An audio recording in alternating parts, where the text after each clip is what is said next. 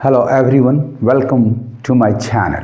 Students, today's topic is sentence improvement asked in bank examinations. यदि आपको 2025 में bank jobs में सिलेक्शन पाना है तो आप मेरे वीडियो को अंत तक वॉच करें।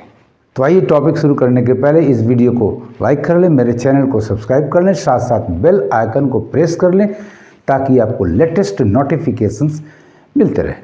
Late us start the topic. Question number 1, when the boy regain consciousness he wanted to eat something. Underline part है when the boy regain. First of all boy third person singular है, इसके साथ main verb S और ES वाली यानी main verb number 5 verb की आवश्यकता होती है। यानी यहाँ इधर तो है क्योंकि बॉय के साथ रीगेन नहीं रीगेन्स होगा। आगे थोड़ा बढ़ें, हो सकता है टेंस का ही प्रॉब्लम हो।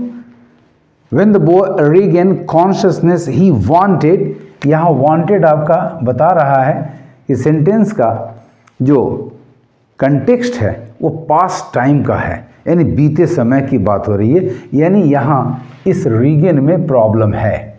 रीगेन के जगह पर पास्ट इंडेफिनिट की क्रिया, चूंकि ये साइमल्टेनियस जैसे ही होश आया वैसे ही उसको भूख लगी यानी कुछ खाने की इच्छा व्यक्त की, यानी पास्ट इंडेफिनिट चाहिए।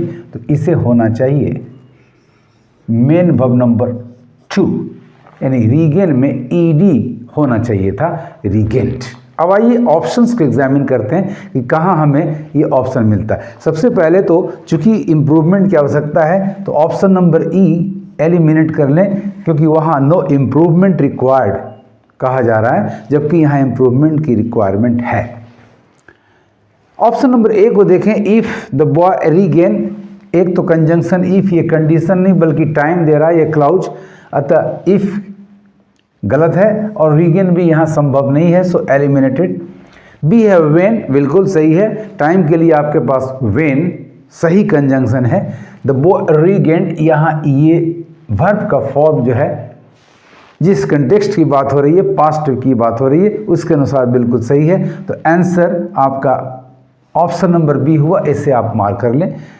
Number C, despite the boy regained, regained बिल्कुल सही है।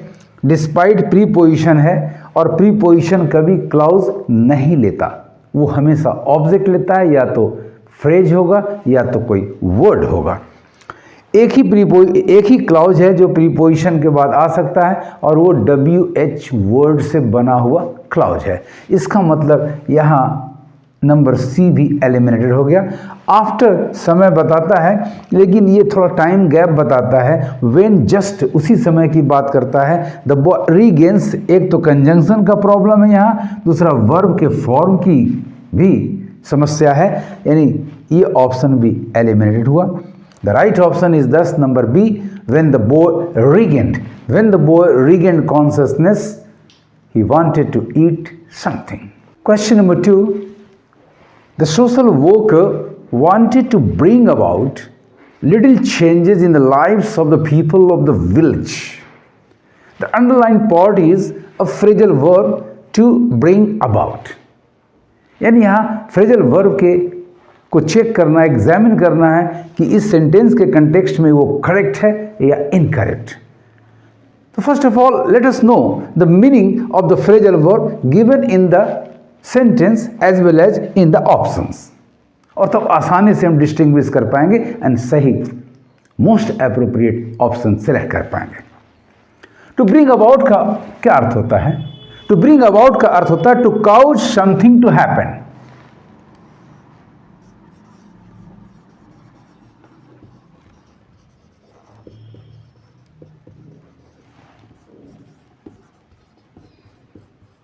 To cause something to happen. Option number A में आपका है टू ब्रिंग बैक, इसका अर्थ होगा टू री इंट्रोड्यूस समथिंग और to cause something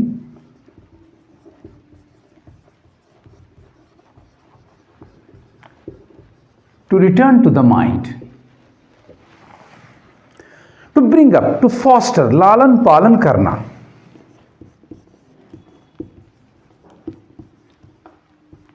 to cherish,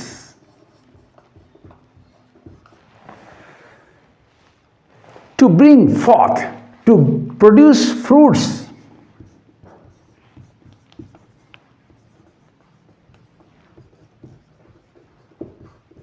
flower,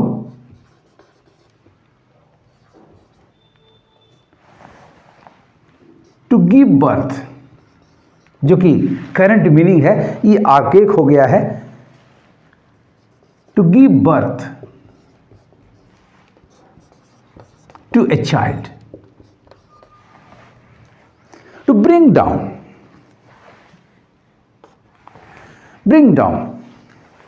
to cause someone,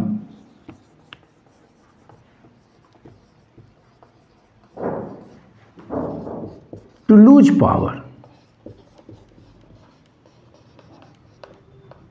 और एक मीनिंग इसका और है, to make someone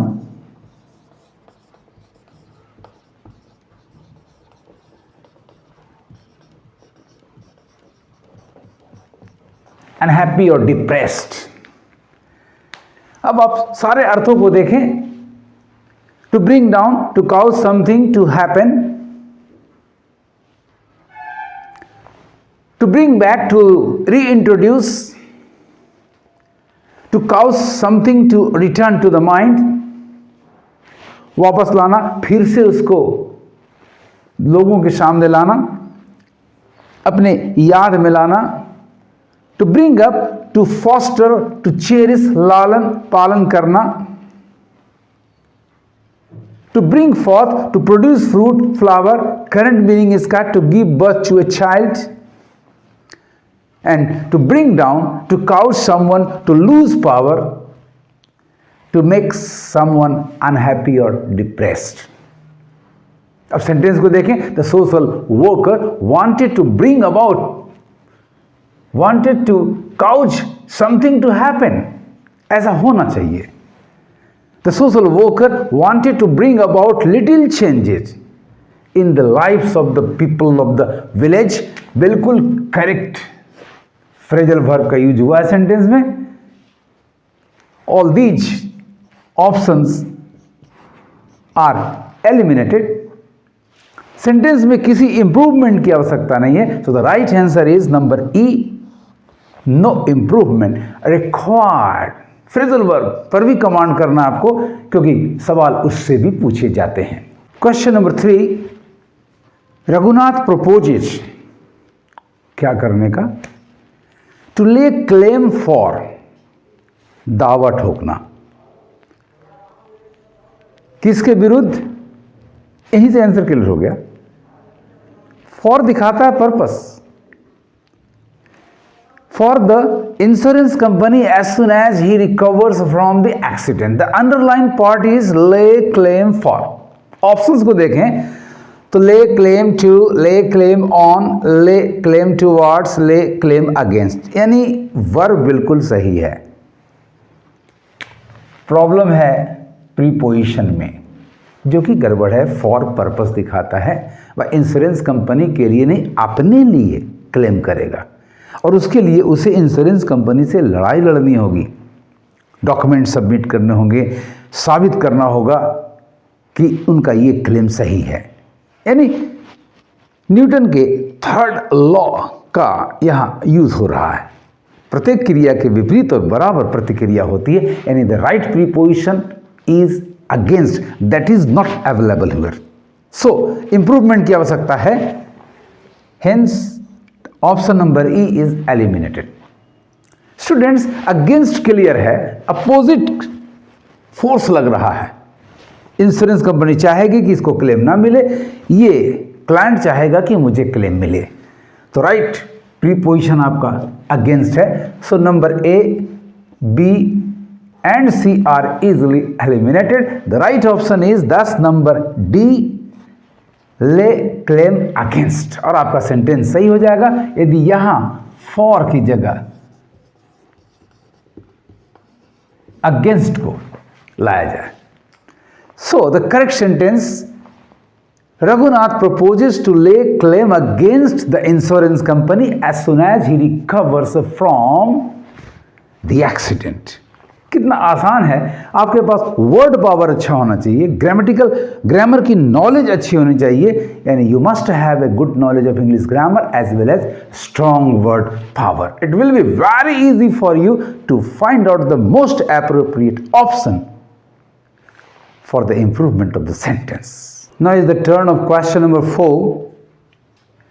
The new concession announced by the government will have only a marginalized effect on the lives of the people. The underlined part is marginalized effect on. What is the meaning of marginalized? And क्या इसका relation effect के साथ appropriate है या नहीं, we have to decide. Marginalised means separated, segregated, उसको अलग कर दिया गया. नहीं, सेपरेटेड या सेग्रीगेशन का अर्थ यहां नहीं आ रहा है. यहां इफेक्ट बहुत ज्यादा नहीं, not much, only a little, एक मार्जिन के बराबर कर सकते हैं आप 1/4, यदि पूरे फुल स्केप पेज को लिया जाए जिसमें आप मार्जिन छोड़ते हैं. यानी यहां करेक्ट वर्ड मार्जिनल होना चाहिए था.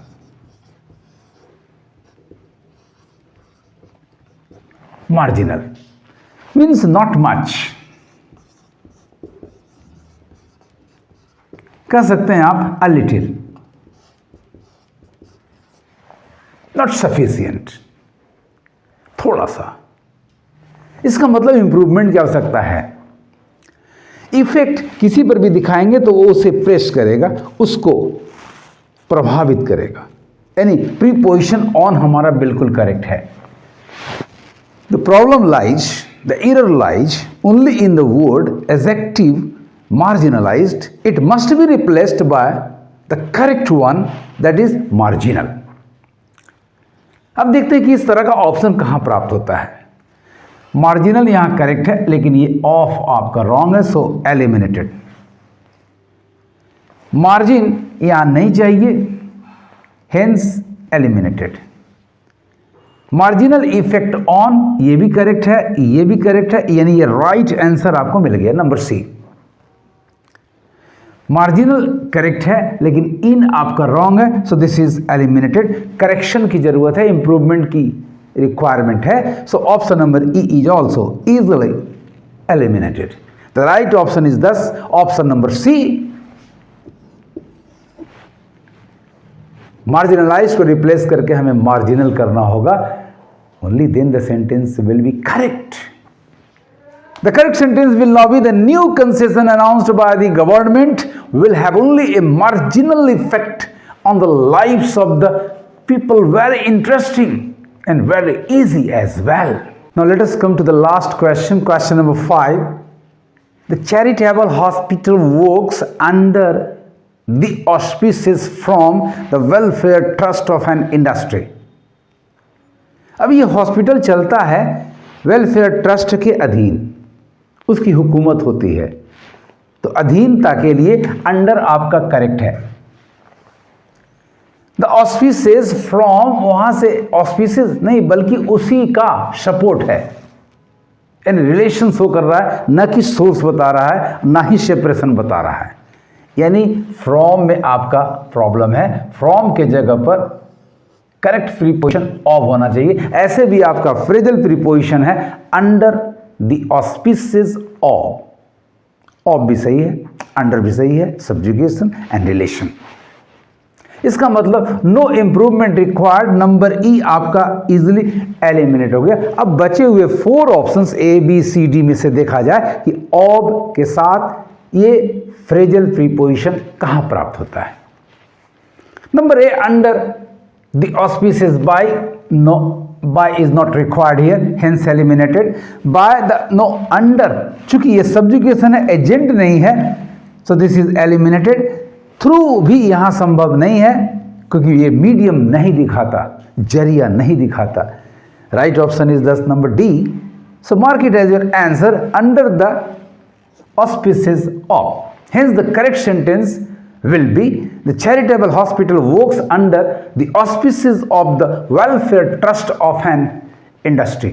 यदि आपको मेरा ये तरीका अच्छा लगा हो तो लाइक देना, ज़्यादा अच्छा लगा हो तो सब्सक्राइब कर देना, बहुत बहुत अच्छा लगा हो तो इसे ज़्यादा से ज़्यादा शेयर करना. Thank you for watching my video. पढ़ते रहिए, आगे बढ़ते रहिए.